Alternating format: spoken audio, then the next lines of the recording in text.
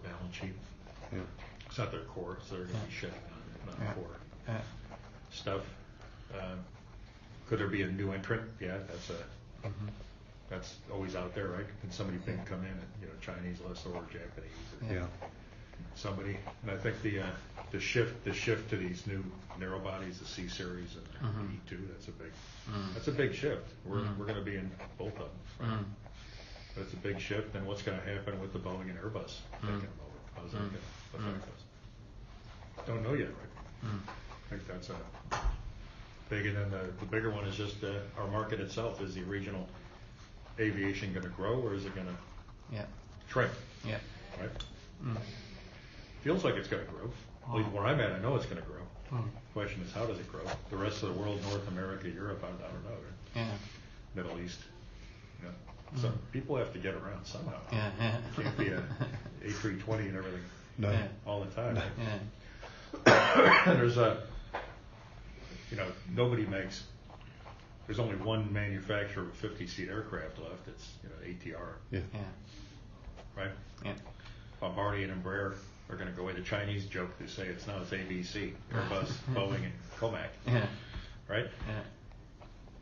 It says what's going to happen there, and nobody's making these smaller aircraft anymore. Yeah. It's fascinating listening to you because again, there's sort of breadth and wealth of knowledge around the subject. Yeah. Which again, I think is interesting from a client's point of view and a customer's point of view, and also a branding point of view.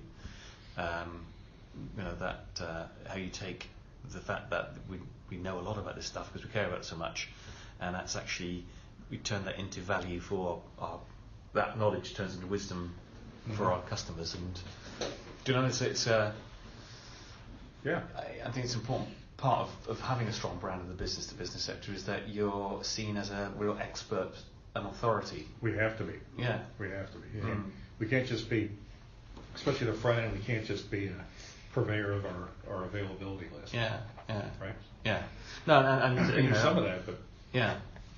But that's like basic. That's 101. That's the core. Here's what we got. Yeah.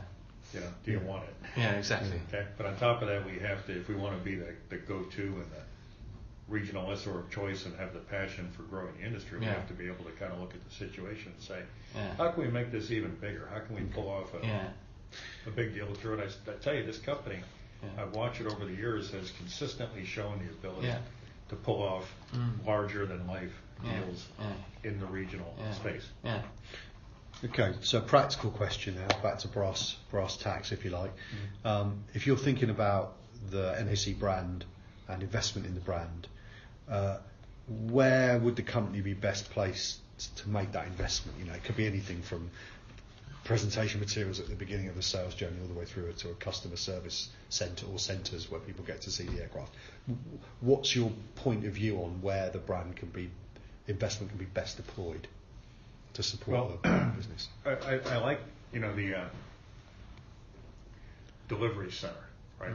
That's where customers really touch and feel us. So if we could focus some amount of whatever money we're going to spend on making sure, I haven't been there yet myself, okay, but making sure that when customers go there, they want to come back. Right? Yeah. That's the number one. Because these are the guys going there. The executives will often go, especially with the smaller airlines. The executives will go and check out the airplane, and say hi and that, and then then you got the teams, the real technical people who make or break some of these decisions. Yeah. They make the type selections. So NAC was great. Yeah. They build up our reputation or build it or take it down depending on how they feel. Yeah. But at the end of the day, you want them to come back. It's like you want them to say, I want to go there. Yeah. Okay. I think a little bit at our regional headquarters, and I haven't even been to Limerick, so Okay. I've been to Billund. Billund's kind of boring. Nobody really wants to go to Billund. People will go to Limerick because people come to Ireland to go to Billund. Yeah. So you need to have something, where it's not going to be like the delivery center, but you need to have some process or way of entertaining guests, especially like in Fort Lauderdale now. Yeah. That's a great office. That's a beautiful office. And it would be, I think, worthwhile that maybe have a customer relations person that when you have customers coming in, all they did was look after this customer. handle, look after. Yeah. They're probably part of the marketing team, right? They work for Ava. Yeah. Or something. And so you'd only need like 2 of those. You need one in Limerick, you know. Yeah. Maybe you don't even need one in Limerick because you got a lot of people there. Anyway. Yeah. So just orchestrating the experience. Yeah. Put one in Fort Lauderdale, maybe one in Singapore. I don't know. Maybe you don't need it. I might need one in China. I mean, these guys they're labor intensive. Yeah. Not really. It's a groups of 20, you know. Just for a week, you know. It's just eventually, probably I'll need one there once I lay in the right book of business. But for short term, the delivery center, I think direct customer contact. Right, because that's the repeat business. That's the reputation. That's the most direct way. It's touchy feely. I'm not big on advertisements because they're expensive. And we're not selling planes to the general public. Right. I mean, our maybe some targeted things that are existing customer base, because we have 70 to 100 existing customers. Just something that targets them directly, like maybe an annual customer appreciation event, something like that. I'm just throwing out ideas. No, it's a good sense of where you flex up the opportunity to establish the brand as opposed to where we're literally here just to sell, or we're actually dealing with the operations. These sort of things that help. Yeah, maybe you have different regional ones.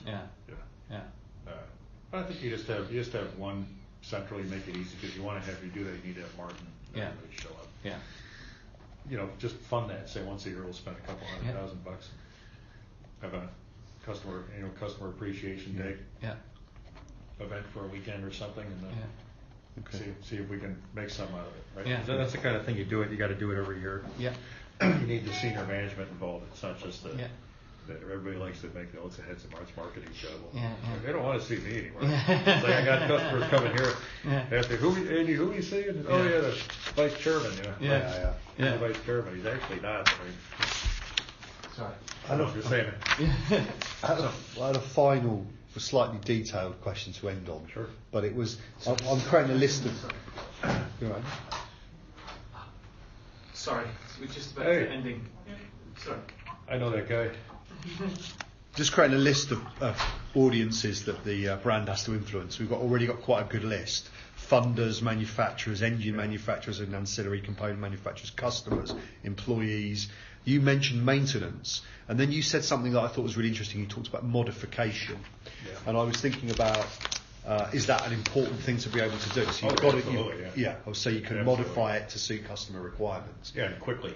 And the agility and the speed, and so you must have engineering partners that work with you on those aircraft. Well, the OEMs. The OEMs will come and do that. We also have some of our own. And there's some third-party guys we work with, but you got it. That's part of the tech. I said the technical piece that, to me, fits in that. So if you need to lug it, a load configuration or things happening, seating and all of that, usually that's directly supplied by the OEM.